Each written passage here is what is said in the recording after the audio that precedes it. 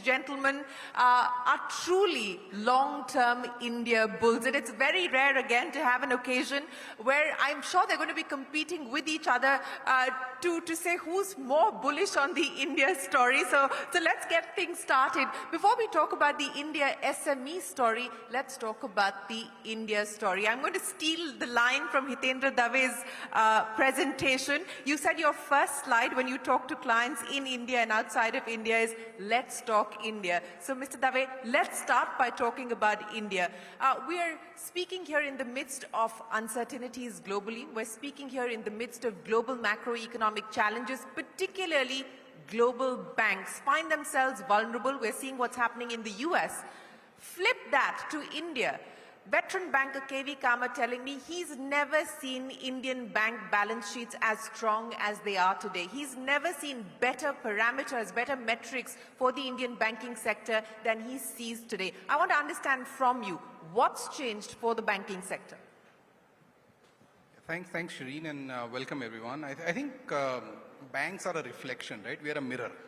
So if bank balance sheets are good, that means the segments of society we serve, their balance sheets are good, right? I mean, that's how it tends to be in banks. So 5 years back or 6 years back, when everyone spoke about the twin balance sheet problem, the bank balance sheet problem was because of the problem in the corporate world, right? It wasn't because of anything internal to it. So if you look at the 4 segments of society broadly that the banking system serves or the economy survives on, right? You start with banks. You know, we've known about the amount of capital banks raised between 2019 and 2022.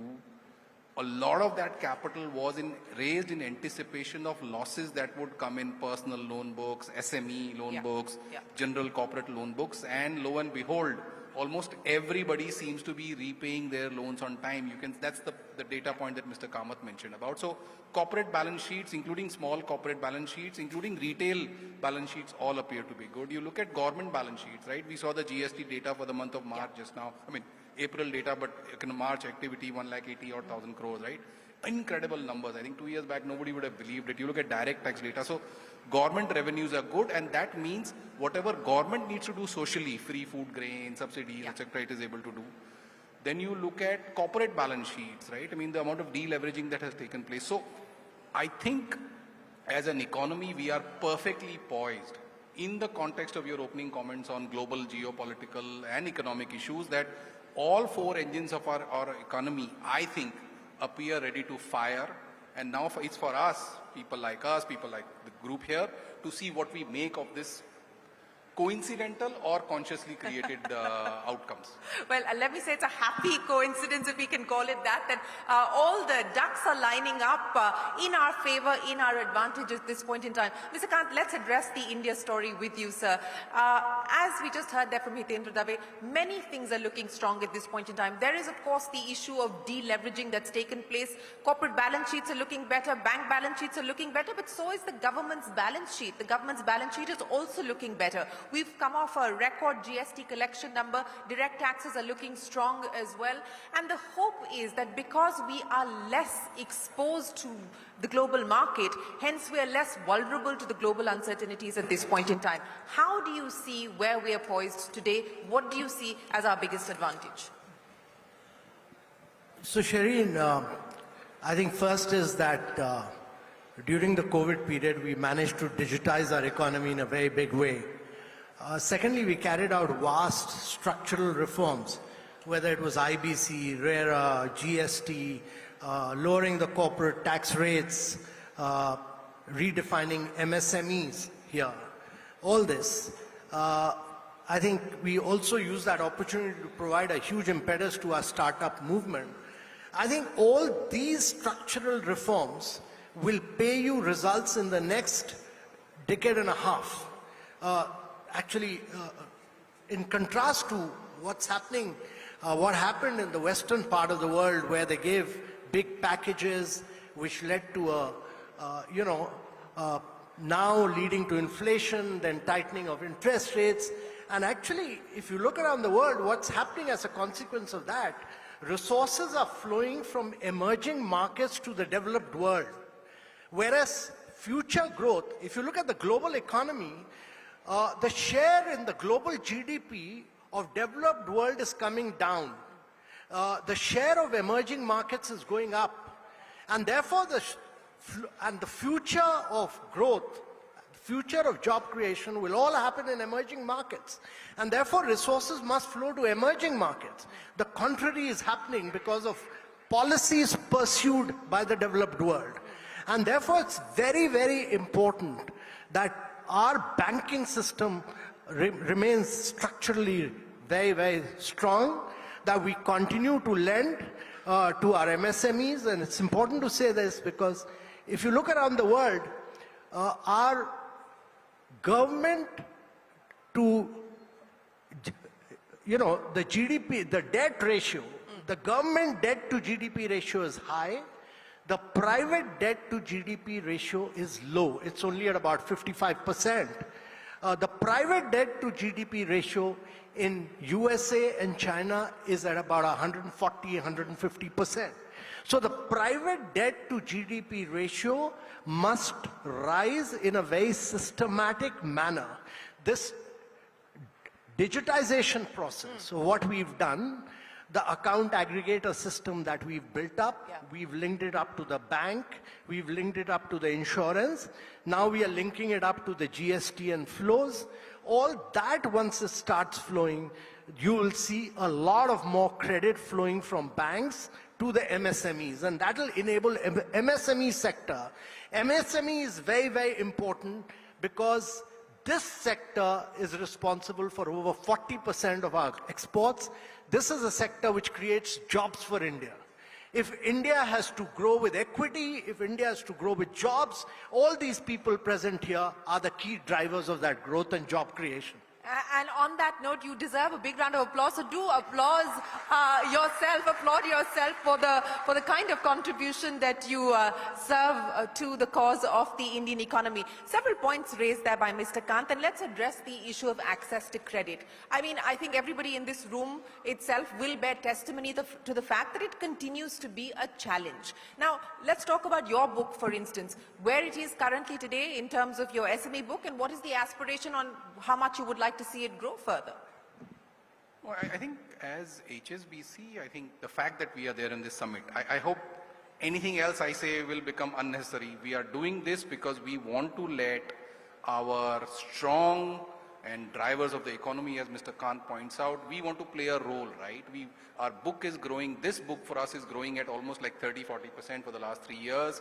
We've set aside a reasonably large size fund even for lending to startups, which is a very rare thing to do because, as we all know, startups businesses tend to be more about cash burn, and if you ask any conventional banker, do you want to fund losses, which is what cash burn is a euphemism for, then so we are taking the extra steps. But I also want to make a broader point here, right? I mean, there is a reason, and now I'm talking as the industry here as opposed to my bank per se.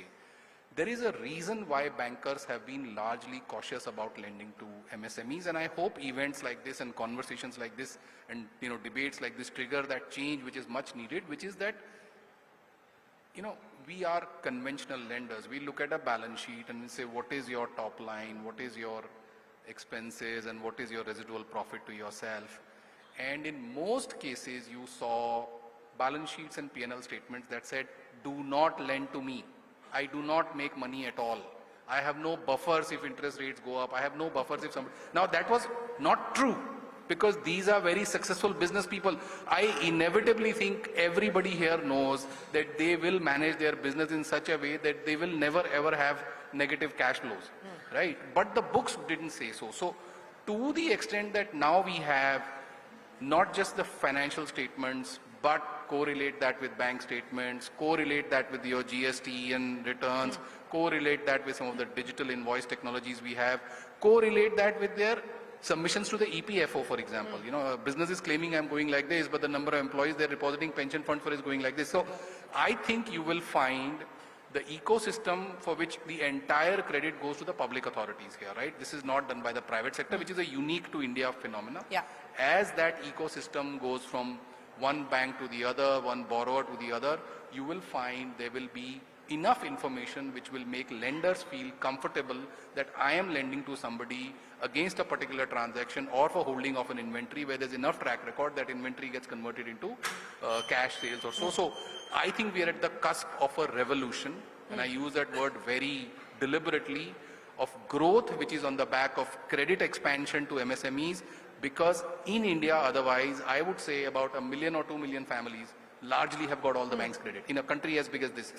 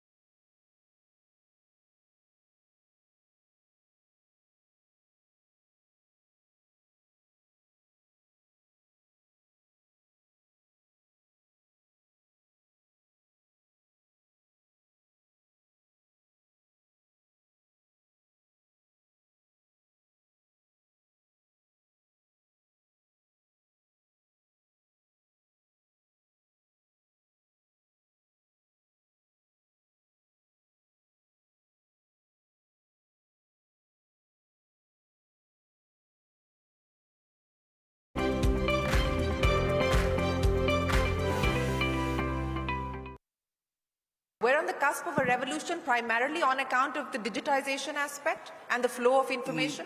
No. that is an enabler. We are at the cusp of a revolution of how much money from the banking and formal banking system will start replacing because everybody still borrows. They borrow from friends, family, chit funds, whatever they call it, right? So that will increasingly get replaced. Interest rates will become more sensible.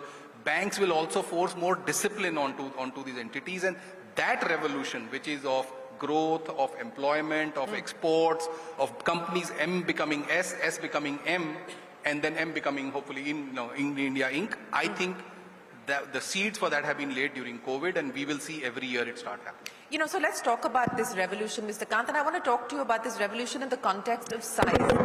In the context of size, you've often lamented about the fact that India has some world-sized companies, but nowhere enough. And for the Indian SME sector and the Indian MSME sector to grow and flourish, we need a larger ecosystem, a much larger universe of world-sized companies. Now, the government in the last few years has done things like the production-linked incentive schemes, ostensibly to build national champions and also to draw in foreign investment and build international champions who build in India. Is that enough? Do you also believe, as we heard there from Hitendra Dave, that we are on the cusp of a revolution? Is this an inflection point for the Indian SME?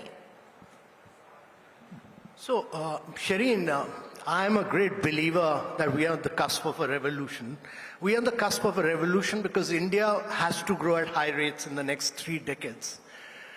But for that to happen, MSME sector must grow. And for that to happen, 3 things have to happen. One is MSMEs must focus on quality, quality, and quality. That's number 1. They must make quality products to penetrate global markets. We are not selling in India alone. We are a part of a global value chain. The value you get by exporting and becoming a part of the global value chain is about 7x more than what you will get domestically. So you must make the top-class quality products to penetrate global market. Never compromise on quality, number 1. Number 2, we've done a lot of work on ease of doing business, but we need to scrap all rules, regulations, procedures for MSMEs, make this the easiest and the simplest way there should be no human interaction with any government officer. It should only be digital interaction. Make this the easiest, simplest way for MSMEs to grow and prosper. That's number 2. Make India the easiest place to do business in, like Singapore or New Zealand now is the easiest place to do it. So we should aim to be the easiest place to do business in, number 2.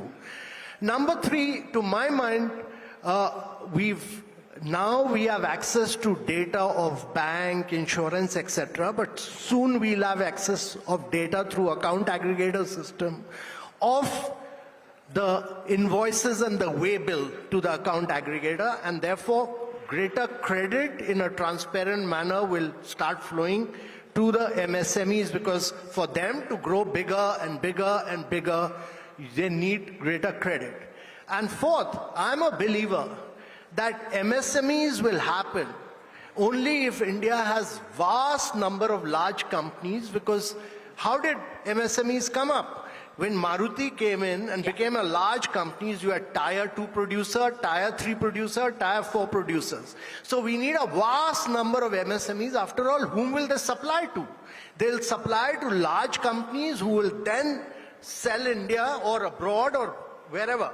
So you need large companies, you need backward-forward linkages with MSMEs. They should supply and they should then be paid promptly. And therefore, India needs very many large companies. And when we conceptualize PLI was designed that we create large companies. We make things bigger and bigger and bigger and bigger in 5 years' time. And in 5 years' time, make India productively the most efficient economy in the world. And we were giving ourselves 5 years' time to make India more competitive than China is right now. That is the challenge before the country, that make ourselves in logistics, through Gati Shakti, through a whole range of through better roads, better ports, providing linkages, that in 5 years' time, India should be more productively efficient than any other country in the world, and then make these MSMEs grow and prosper. You know, I want to pick up on both what we heard there from Mr. Kant as well as Mr. Dave and come to the audience. Let's do a quick straw poll of the audience. Do raise your hands if you're in agreement with Hitendra Dave that Indian SMEs are on the cusp of a revolution. That's not, I wouldn't say that's even 50% of the room. I'm trying to understand why the business confidence of the Indian SME is not reflecting what we heard from you. Let me also understand again from this room if you believe that ease of compliance has improved significantly. If you believe that ease of compliance has improved more than 50% in the last few years, raise your hands. That's an even smaller number than the previous show of hands. So let's address this issue. While, you know, we might rank better on ease of doing business indices, etc., this room seems to be telling you a different story, Mr. Kant. Where do you believe the missing gaps are? Where do you believe we need to do the work? So one is that I think the government of India has become very easy and simple. A lot of homework needs to be done by the states. Most MSMEs get in touch with the state governments. We need states to become even more competitive by scrapping a lot. So we've done this exercise on rules regulation. Most of them relate to the states now, and therefore a lot of rules regulation procedures need to be scrapped by the states. And therefore my view is that we need about 10, 12 Indian states to grow at about 10% plus. And if they grow at 10 to 12% plus, then India will grow at high rates for the next decade and a half or 2 decades. That's important. The real energy has to be brought into the states now. Let's talk about one of the challenges that I would imagine that many of these participants in the room face, and that is the cost of capital. It's not just access to capital, but it's also the cost of capital. We've seen what's happened as far as global interest rates are concerned. The US Fed hiking rates by 500 basis points. We've seen the RBI do a hawkish pause at this point in time. We've also seen where the 10-year bond yield is today. What do you make of where we could potentially be when we talk about the cost of capital? You know, so I think at a broader level, I hope many people are puzzled, right? I am also puzzled why on the day the Fed raises rates to the highest in the last, 20 odd years. We're at a 13-month low in terms of the 10-year yield. Exactly. And you know, the policy rate in US is 5.5 to 5.25 now, but the 2-year yield is below 4. And the 10-year yield is also just around 4. So it is the bond market, which prides itself on being way more intelligent, by the way, than the equity market, is sensing that something is wrong in the West. Okay? Now, we will see who is right and who is wrong, right? But to this audience or the viewers here, what the Fed funds rate is, what the RBI repo rate is, I think the direct implication is relatively low. That's much more people who issue bonds in the international capital markets or even raise money from the bond market locally. I think that's that segment which is much more sensitive. What is more relevant for this audience or for mid-sized corporates and below, I think tends to be the cost of funds of the banking industry. Now, your channel is making so much about the fact that bankers are out there in societies on weekends, raising deposits at exorbitantly high rates. So, you know, just as they do business, if raw material cost goes higher, they try to push up the product price higher. We also, unfortunately, are also answerable to our shareholders. So if the cost of deposits is going higher, then the lending rates will go higher. But that said, at least my observation, and this is an observation I have shared with many other senior bankers, at least in Mumbai, is that for well-run MSMEs, I am almost certain cost of funding actually has come down on a relative basis in the last 4 or 5 years or so.